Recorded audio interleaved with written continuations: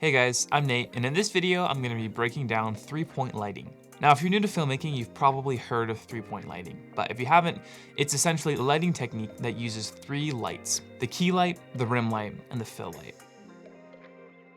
Now, this technique is used in every interview ever filmed, in films, documentaries, TV shows, because it's simple and effective. Now, it's not the only technique out there, but it's an excellent foundational building block that you can learn to light from. Guys, lighting is like a vast sea. If you're new to filmmaking, you're like an infant babe that doesn't know how to swim. I'm here to teach you to swim. The first light source is the key light.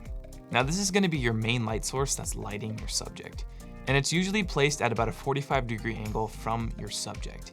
This is gonna create lighting known as Rembrandt lighting. Now, if you wanna learn more about Rembrandt lighting and lighting in general, check out this video. Now, you want your key light to be a soft light. What do I mean by that? Well, there's two different qualities of light: hard light and soft light. Hard light is very direct and has harsh shadows. Soft light is indirect and has soft shadows and wraps around the face.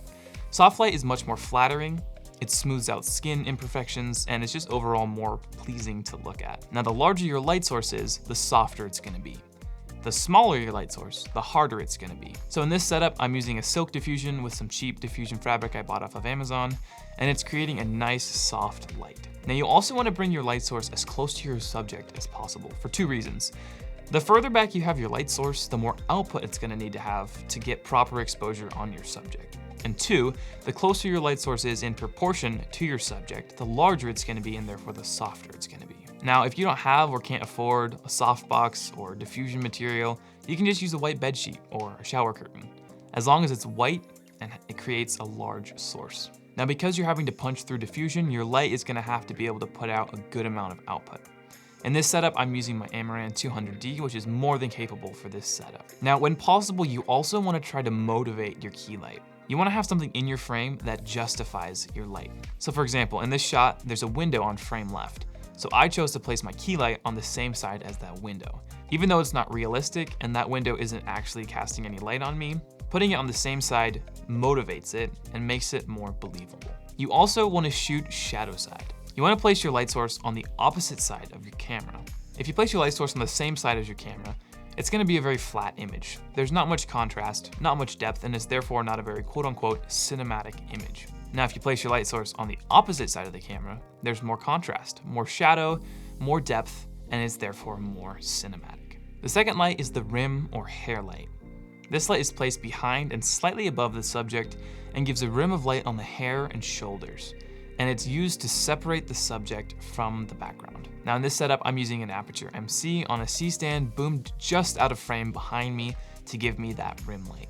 Now again, just like with the key light, if possible, you wanna motivate this light. So for example, in this shot, I have a practical light in the background with a color temperature of about 2700 Kelvin. So if I set my rim light to the same color temperature as that lamp, it becomes motivated.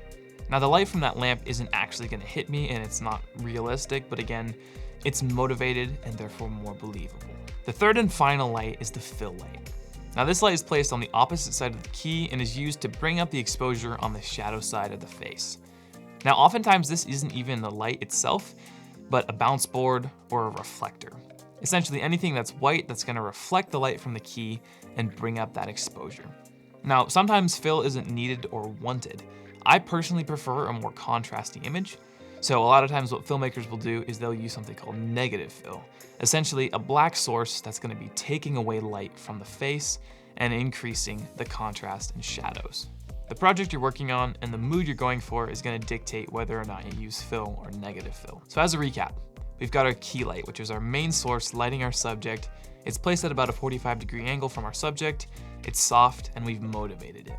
Next, we added the rim light, which is separating our subject from the background and adding a little bit more depth to our image. Finally, we can add fill or negative fill depending on what we need to complement the shadow side of the face. Hey guys, thank you so much for watching. I hope this video was helpful for you.